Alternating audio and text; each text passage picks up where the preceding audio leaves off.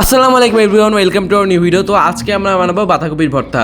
বাঁধাকপির ভর্তা খেলে মাছ মাংস কোনো প্রয়োজন হবে না, আমি শিওর, কারণ বাঁধাকপি ভর্তা এতই মজা। তো এই শীতে বাঁধাকপি ভর্তা বানানোর জন্য প্রথমে কিন্তু আমি একটা বাঁধাকপি নিয়ে নেব।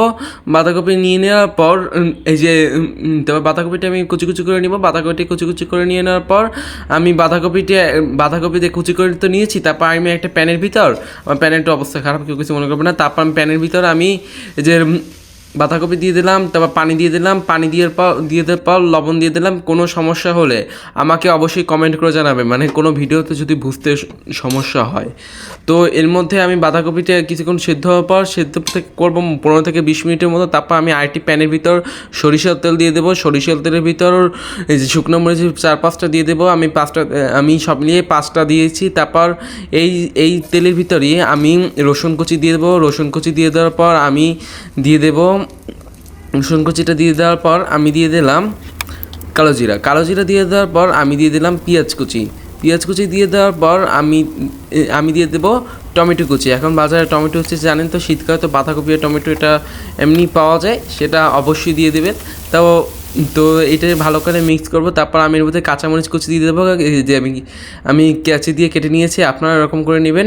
আপনারা দাবড়ি ধরতে দেবেন না, কারণ দাবড়ি ধরলে কিন্তু আপনাদের হাত কেটে যেতে পারে, ঠিক আছে? তো সাবধান, কাঁচামরিচ সবসময় কাঁচি দিয়েই কাটবেন কাঁচামরিচ কুচি করার জন্য, ঠিক আছে? নাহলে কিন্তু আপনার হাত কেটে যাবে। তারপর আমি এই যে ব্লেন্ড করা এই বাঁধাকপি যে আমি সেদ্ধ করেছিলাম না, ওইটা কিন্তু আমি ব্লেন্ড করেছি, জানেন? এটা কিন্তু আমি ব্লেন্ড করেছি। ব্লেন্ড না করলে কিন্তু হবে না, আমি কিন্তু ব্লেন্ড করে নিয়েছি।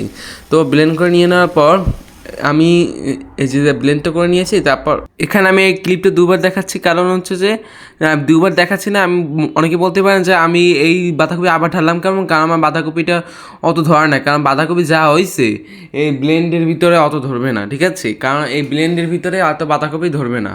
আমি একটু বরিশাল ভাষায় কথা বলেছি, কোনো সমস্যা নেই। তারপর আমি ভাজা মরিচগুলো দিলাম। ভাজা মরিচ বানা যে শুকনো মরিচগুলো একটু কাঁচি দিয়ে আমি কেটে নিয়েছি শুকনো মরিচগুলো। তারপর আমি বাঁধাকপিটাকে ভালো করে আমি মিক্স করতে থাকবো। মিক্স করে পর এটাকে আরও সুস্বাদু করার জন্য আমি ধনেপাতা, আবার অনেকে বলেন ধনিয়া পাতা আর ধনিয়া পাতা একই জিনিস, একই কথা।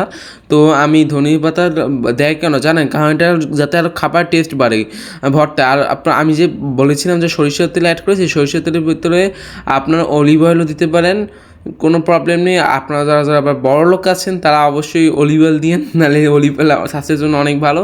তো সরিষা আর ভর্তার জন্য তো এমনিতে